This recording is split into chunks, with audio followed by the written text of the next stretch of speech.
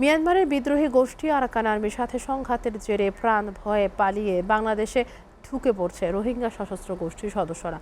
গত ২৪ ঘন্টায় বাংলাদেশে অনুপ্রবেশ করেছে অস্ত্রধারী আরও ৫৩ জন, যাদের বেশিরভাগ কক্সবাজারের বিভিন্ন ক্যাম্প থেকে আরাকানকে ফিরে পাওয়ার যুদ্ধে গিয়েছিলেন ওই পারে। অন্যদিকে মিয়ানমারের গুলিতে হুজাইফা সুলতানা আফনান নামে বাংলাদেশি কিশোরী গুলিবিদ্ধের ঘটনায় সীমান্ত জুড়ে উত্তেজনা বিরাজ করছে। পরিস্থিতি নিয়ন্ত্রণে কাজ করছে সেনাবাহিনী, বিজিবি এবং পুলিশ সহ গুরুত্বপূর্ণ সব বাহিনীর সদস্যরা। কক্সবাজার থেকে আহসান সুমনের প্রতিবেদন। মিয়ানমারের আকাশ জুড়ে শুধুই ধোঁয়া উঠছে, কানে ভেসে আসছে মর্টার সেল আর মোহরমোহ গুলির শব্দ। এক দেশে আধিপত্যের আগুন, অন্য দেশে মৃত্যুর ভয়, যেন ভয়ঙ্কর এক যুদ্ধক্ষেত্র। এই দুইয়ের মাঝেই সীমান্ত পাড়ের মানুষের ঝুঁকিপূর্ণ বসবাস। টেকনাফের হোয়াইকং ইউনিয়নের তেসিব্রিজ সীমান্ত এলাকার ছবি এটি।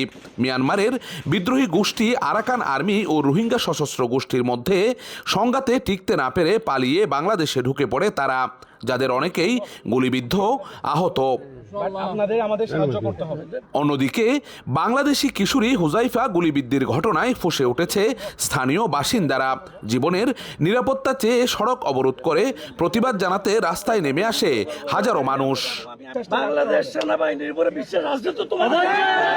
এদেরকে বিজিবি আটকায় নাই, যদি আটকায় দিত না এদেরকে গুলি, এখানে আমরা যখন এই পজিশনে ছিলাম আমাদের পর্যন্ত গুলি করতেছে। এভাবে গোলাগুলি আগেও হয়েছে, এখনো চলমান।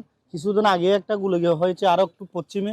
সীমান্তে বারবার এ ধরনের অদ্ভুত পরিস্থিতি আবারও বাংলাদেশে রোহিঙ্গা অনুপ্রবেশ ঘটানোর কৌশল হতে পারে বলে ধারণা করছেন কক্সবাজারের রোহিঙ্গা প্রতিরোধ কমিটির এই নেতা। আমরা সতর্ক অবস্থা আছি, জনগণকে বলছি যে আপনারা সতর্ক থাকেন। আমরা বিজিবি, বেড়িবাঁধ এবং সীমান্ত সংলগ্ন রাস্তায় সর্বোচ্চ অ্যালার্ট অবস্থা আছি। কক্সবাজার বিজিবির sector commander colonel Mohiuddin Ahmed জানান, সংঘর্ষে টিকতে না পেরে রোহিঙ্গা সশস্ত্র গোষ্ঠীর ৫৩ সদস্য ও নাফ নদীতে কাঁকড়া আহরণকারী ২ বাংলাদেশি সীমান্ত অতিক্রম করে বাংলাদেশে পালিয়ে আসে। পরে তাদেরকে আটক দেখানো হয়। সীমান্তে কয়েকদিন উত্তেজনা হয়, এরপরে ঢালাওভাবে লাখ লাখ রোহিঙ্গা এখানে চলে আসে। আমি মনে করছি সুনির্দিষ্টভাবে এবারও এটা ষড়যন্ত্রের অংশ।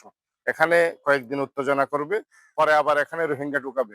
আমাদের এক কথা হচ্ছে, এটা হচ্ছে রোহিঙ্গা অনুপ্রবেশ ঘটানোর জন্যই এই ষড়যন্ত্র। কিশোরী হুজাইফা সুলতানা আফনান গুলিবিদ্ধের ঘটনায় কক্সবাজার টেকনাফ সড়কের হোয়াইকং এলাকায় মানববন্ধন করেছে সীমান্তের স্থানীয় বাসিন্দারা। Ahsan Suman, SA TV, Cox's Bazar.